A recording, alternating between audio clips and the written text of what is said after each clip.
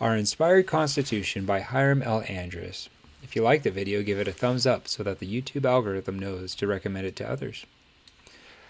Latter-day Saints are taught that the Constitution is an inspired document, but in what respect is it inspired? And what ideals were intended to be achieved through its heaven-born genius? While this brief article does not pretend to answer all the questions that have a bearing on the subject, some important concepts can be mentioned. First, the Constitution is God's proposed system of government for men. Said a revelation, and as pertaining to law of man, whatsoever is more or less than this cometh of evil. The old Articles of Confederation sustained a system of government that was less than the Constitution, in that it did not contain the power or the machinery to uphold the rights of men and regulate adequately the affairs of society.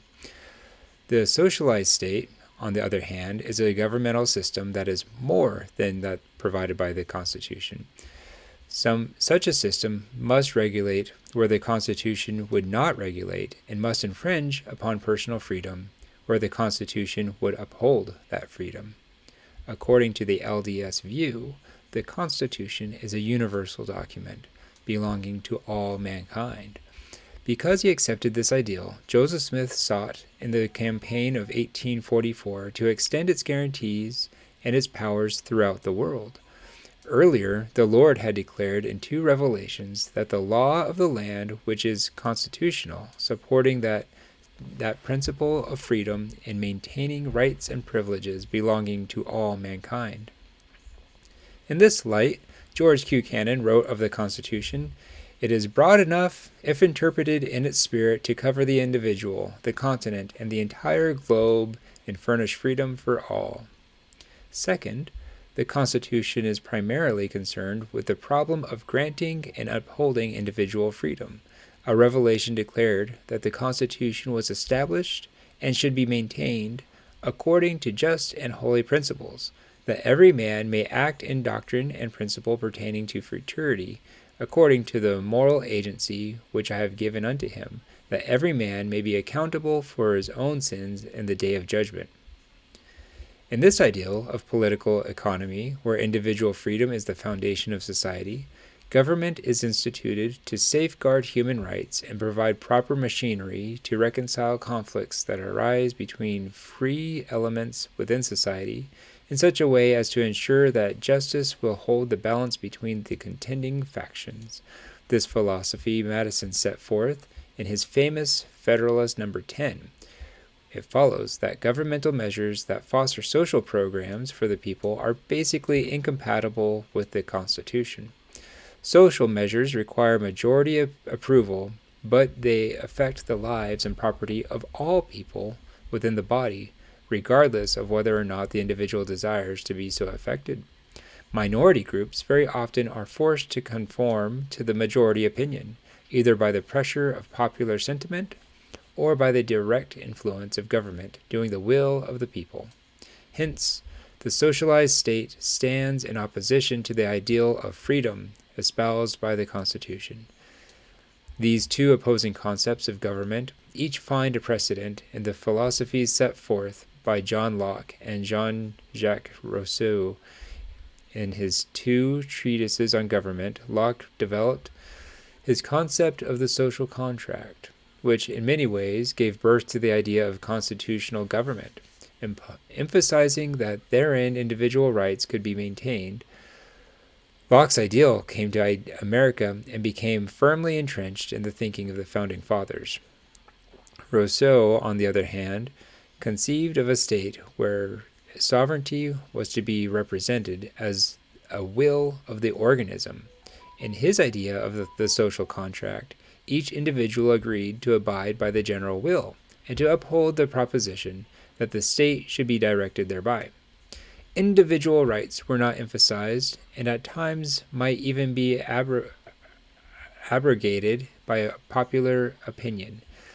The opposing philosophies of Locke and Rousseau are still at variance with each other in the present world conflict over political ideologies, where our inspired Constitution, founded upon the ideal of maintaining individual rights, stands in opposition to all who would propose social measures sponsored by governmental authority, to which minority groups are induced to submit. While Locke's concept came to America, Rousseau's ideology found root in parts of Europe, where it gave support to the development of communist ideology. For instance, let a dictator of the proletariat, I know I'm saying that wrong, let a dictator of the proletariat be established to determine and act in the interests of the general will, and you would have the communist state with its purges and its bloodbaths.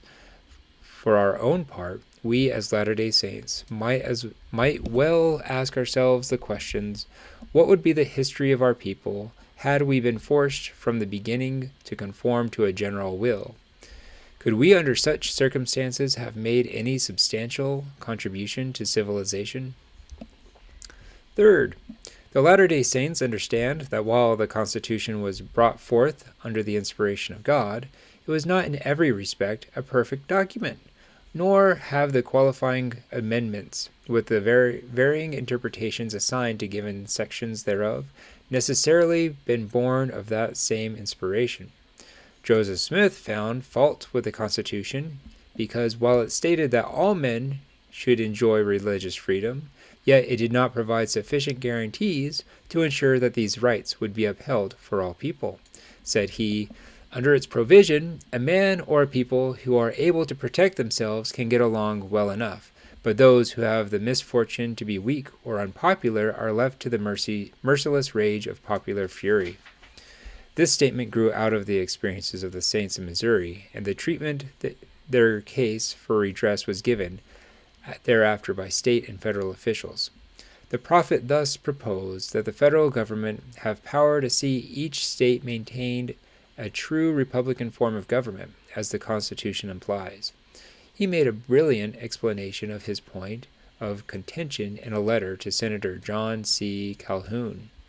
But while the Civil War largely settled the issue of the scope of federal power in favor of the prophet's view, there are other improper interpretations against which we must continually struggle.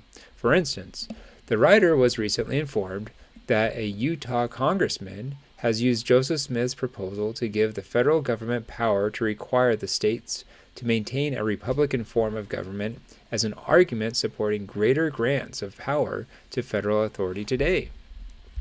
If this is true, here is a flagrant misapplication of the spirit and intent of the prophet's proposal. For while it is one thing to suggest the use of federal power to extend the guarantees of the Bill of Rights to the state level, they check only federal, not state power, it is quite another thing to advocate the greater socialization of the federal government. By contrast, the prophecy is found in LDS literature that the saints must one day play a leading role in restoring the Constitution to its original concept.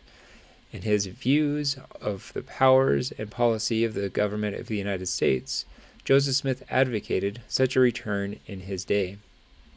Finally, Latter-day Saints hold that the Constitution is, as Orson Pratt expressed it, a stepping stone to a form of government infinitely greater and more perfect, a government founded upon divine laws and officers appointed by the God of heaven. But to establish this higher political ideal and extend a system founded thereon throughout the world, people must be shown how to intelligently care for their own needs without relying upon the government programs. Here Zion must become an ensign to the world. Here social and economic programs, wherein nature individuals cooperate freely to care for their oral needs in the spirit of Christian living, are vital factors in the achievement of the higher order of political freedom, espoused in the kingdom of God.